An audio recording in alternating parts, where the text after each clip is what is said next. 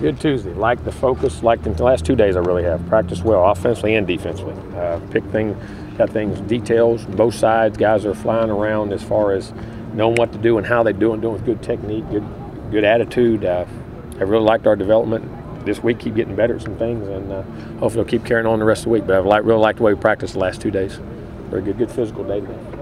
Coker has surgery today? Yes, sir. Do you guys have a time frame there? He probably won't be back the rest of the season. I'm out till spring ball. I mean, nothing. It was cartilage. They just sewed it. So in that sewing, it's like 6 weeks non-weight bearing. Let that heal, and then you get back in it. So it'll be tough. Outside chance of the bowl game? Nah, I doubt it. That'd still be a little bit tight. Was it actually a tear? Or? Yeah.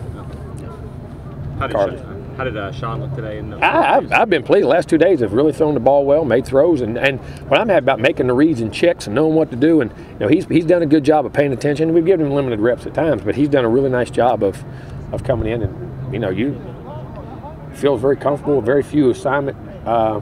Maybe throw a ball high occasionally here and there, but just to get a throw. But as far as what to do, where to go with the ball, been doing a very nice job.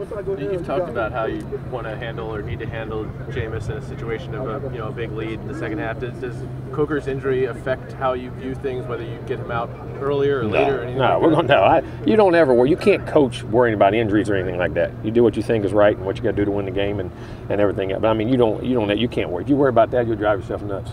I'm nuts enough. Brian Stork and Kelvin just limited contact today. No, they went full speed. Okay. Just put KB because he can run. Just instead of taking the shot and getting hit, there ain't no sense to aggravate anything. But he's fine, and Stork, they're in there banging, so ain't no way you can limit their contact. Would you use John Franklin as your third quarterback, or do you want to keep him? No, well, you got to do what you got to do. I mean, you definitely have to do what you had to do to win a game. You can't wait on a red shirt for something like that. Do you see that guy for now? Yeah, no doubt. Jacoby, I saw he was in street clothes to start practice. No, he had an academic thing. He had to finish up some academic work, and he went in and came back. Jimbo, I didn't ask the question really well last week. Surprise, surprise. But in talking about this defense and Mario, you can't really look at individual numbers to judge how well somebody's playing, right? You don't. I mean, and what they're doing, it's the whole picture of what they're doing as a unit. You know what I'm saying? I mean, it's not always a sack or, you can get caught up in numbers and still be a bad defense. You know what I'm saying? I mean, it's what they're doing collectively as a unit, and that's what they're doing so well, playing selfless, as I say it. And they're making plays when they have to, getting pressure and doing things, but, and then if they get a lot of 3 and outs, you're not going to have large numbers because you're not going to be on the field for large numbers of plays. Specifically, how is 15 playing for you? Very well. Very physical, really developing his quickness and staying in good shape, and I've been very pleased with his progress, playing very well. How good is his physicality just in stopping the run? I know you guys didn't have I'm going to tell you, he's an extremely explosive guy. I mean, extremely. He can be as powerful a guy as we have. I mean, we got some guys on our team that are very powerful, but he can be as powerful as anybody we have.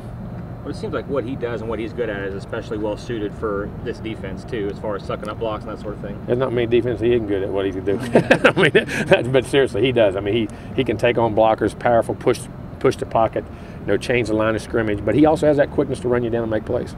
People kind of looked at that BC game as like the way to knock your defense early in the year, but he wasn't healthy for that game. Christian wasn't in the role he's in now. Exactly. That was a much different defense for that game than it is today. Much different. We're doing things differently, and I think they understand things. Like I was saying before, sometimes as a back or receiver, in defense, I thought early in the year we played a little selfish. We're trying to force the game, as I said the other day. Guys wanting to hold a gap, and I'll go make the play. And all of a sudden they leave, and then there'd be a gap. You know what I'm saying? And they're doing a better job, too, of understanding how everything fits together.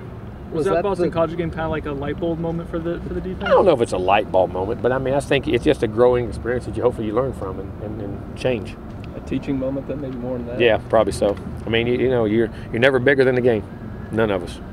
Players, coaches, media. Whether you guys believe it or not. What have you seen from Syracuse's running game? They haven't been able to throw the ball a whole lot effectively. But the way they run, they don't have to. Yeah. I mean, consistently. And stay with it. They know their identity. That's what they do, and they're very consistent. I mean, and they'll be patient, very patient. Pound you back, and all of a sudden, boom! There's a big one. There it goes. I mean, very patient, very good runners, very physical. I mean, it shows you a lot when a team is, has struggled a little bit with the passing game and is still running it at you and running it at you effectively. I mean, exactly. It's their mentality. Yeah. It's an attitude. We better have a good attitude when we come in there ready to stop them and ready to play well on offense. We have to play so. Nate had a great game, but how important is it to have Terrence Brooks back? Oh, tremendous. I mean, Terrence Brooks is playing off the charts too now. I mean, he's playing extremely well, and that just gives you more depth and more guys to rotate in different positions.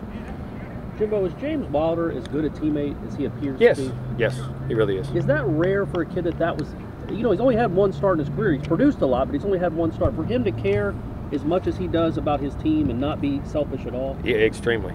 And I say this, you got a lot of guys on the team like that. Yeah. I mean, you really do.